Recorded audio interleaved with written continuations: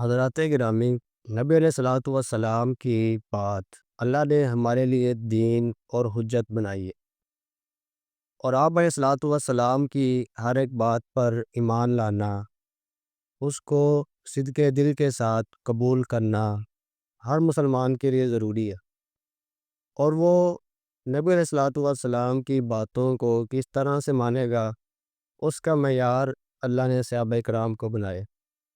اللہ رب العالمین قرآن مجید کے اندر یہ بیان فرماتے ہیں کہ فَإِنْ آمَنُوا بِمِثْلِ مَا آمَنْتُمْ بِهِ فَقَدِ اهْتَدَوْا، کہ اگر تمہارا ایمان صحابہ کرام کی طرح ہوگا تو تب ہی تم فلاح اور کامیابی کو پا سکو گے۔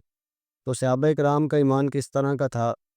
حضرت علی بن ابی طالب رضی اللہ تعالیٰ عنہ کو نبی علیہ الصلوۃ والسلام نے ہجرت کی رات اپنے بستر پر لٹا دیا اور فرمایا کہ اے علی، یہ امانتیں ہیں جو صبح ان کے مالکوں کو دے دینا۔ اب نبی علیہ الصلوۃ والسلام کے گھر کا محاسبہ کفار نے کیا ہوا ہے، اور حضرت علی اس بستر پر لیٹے ہوئے ہیں کہ جس بستر پر لیٹے ہوئے شخص کو کفار نقصان پہنچانے کے در پہ ہیں۔ لیکن حضرت علی کا عالم کیا ہے؟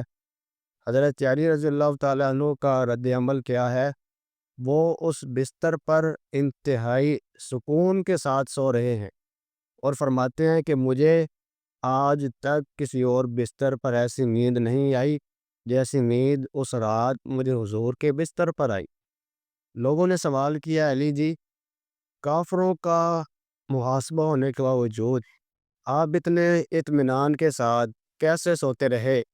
تو فرماتے ہیں کہ جب نبی علیہ الصلوۃ والسلام نے یہ مجھے فرما دیا تھا کہ اے علی، یہ امانتیں ہیں، آپ صبح دے دیجئے گا، تو مجھے علی کا ایمان ہے کہ صبح بھی ہونی ہے اور میں نے اٹھنا بھی ہے، اور یہ امانتیں میں نے حضور کے حکم کے ساتھ ان کے مالکوں تک پہنچانی بھی ہیں۔ تو حضرات، یہ تھا صحابہ کرام کا نبی علیہ الصلوۃ والسلام کی بات پر یقین، جو اللہ نے ہمارے لیے معیار بنایا اور اسی میں کامیابی کو رکھا۔